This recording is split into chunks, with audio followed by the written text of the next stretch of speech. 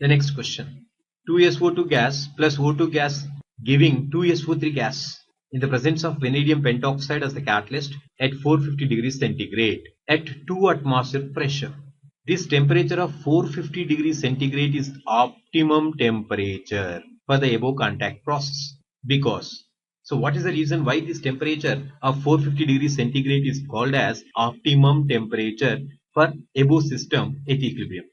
In fact, this system of 2SO2 gas plus O2 gas giving 2SO3 gas, and in fact it is an exothermic system plus delta H, which is carried out in the presence of vanadium pentoxide as a catalyst and the temperature being 450 degrees centigrade, where the yield of this sulfur trioxide is maximum.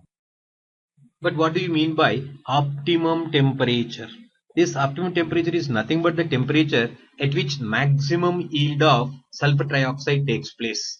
But generally we know that increase in temperature increases the rates of the reactions. Then why is that only 450 degrees centigrade is to be taken? Here, as you see, the formation of sulfur trioxide in contact process is an example of exothermic reaction. So in fact, exothermic reactions are favored by decrease in temperature according to Le-Chatelier's principle.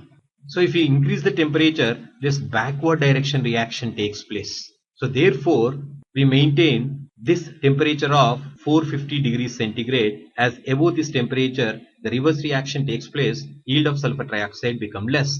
But what happens if we decrease the temperature? At lower temperature than this, the minimum energy required for the reaction to take place will not be attained. Activation energy is not reached. The reaction itself may not take place. So thereby 450 degrees centigrade is considered to be the optimum temperature at which maximum yield of sulfur trioxide will be there and the reaction proceeds continuously. So let us now verify the options given. Yield of sulfur trioxide is maximum. It is true, at the optimum temperature, yield of sulfur trioxide is maximum. But if we decrease the temperature, as it is an exothermic reaction, the amount of sulfur trioxide formed can be increased. So therefore, why should we take only 450 degrees centigrade? Catalyst is very active. This is not correct. Energy needed for the reaction can readily be obtained. So energy needed for the reaction, certain amount of minimum temperature is required. So now if you can see, the dBit, rate of catalytic reaction, is fast enough. So this reaction continue taking place at relatively high speed in the presence of the catalyst, while the yield is also appreciable for the exothermic reaction.